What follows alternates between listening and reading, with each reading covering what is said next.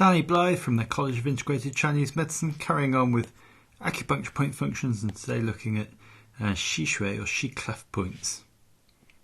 This is for acupuncture students only. Please pause and read this.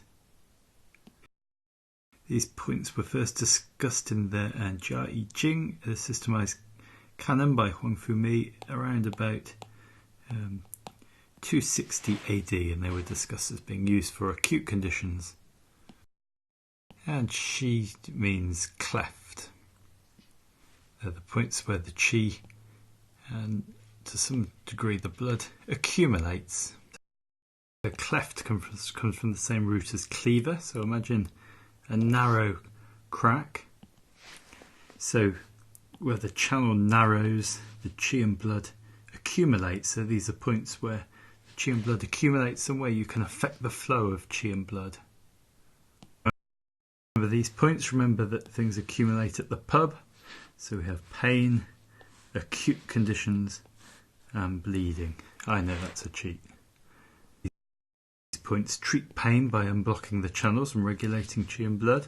Because they can move strongly, they're used for acute conditions, and they're used, especially the yin channels are used for regulating the blood and bleeding.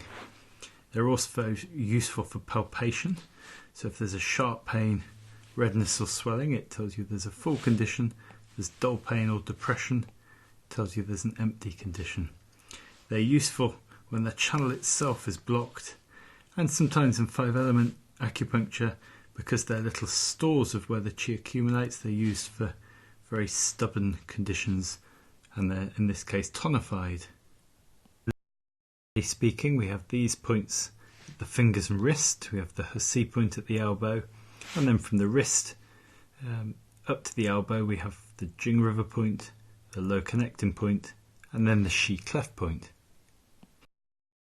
In the heart, the small intestine, it's yin-yang pair, and the bladder, the small intestine and bladder make up the Tai-Yang. Their Xi and the low points are reversed.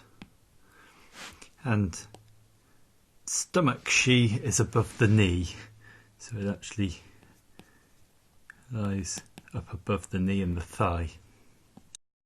Heart and pericardium both have cleft in their name, so heart 6 is yin cleft, pericardium 4 is cleft gate. A lot of these points are in little clefts in the bone. They're very close onto the edge, tucked into the edge of bones. Once you remember pain, acute and bleeding, the functions are fairly straightforward. So lung 6 for breathing, acute breathing difficulties and bleeding from the chest. Large intestine 7 for acute channel obstructions and for bleeding from the nose. Stomach 34 for acute epigastric pain. Remember that stomach channel passed through the breast as well.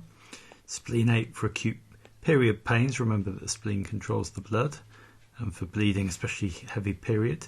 Heart 6 for the chest, but it's usually pericardium 4 is used instead. Small intestine 6 for channel pain. Bladder 63 for cystitis. Kidney 5 also for cystitis, irregular periods, blood stasis. Pericardium 4 for acute stabbing chest pains and for bleeding from the nose, vomit or sputum. Triple vena 7 is a disappointment.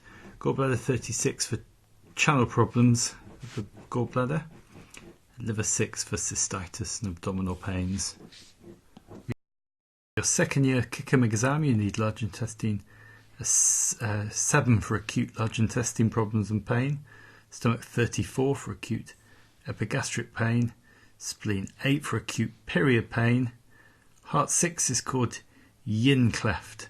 So yin, it nourishes the heart yin and is used for sweating especially, and cleft, the Xi-Cleft point, for acute conditions of the heart, organ or channel. Bladder 63 for acute urinary pain and heat. Kidney 5 is called water spring. It's used for acute pain in the kidney channel. This might be cystitis or painful periods. And pericardium 4 for acute pain from heart blood stagnation in the chest. That's all for Xi-Cleft points. Thank you.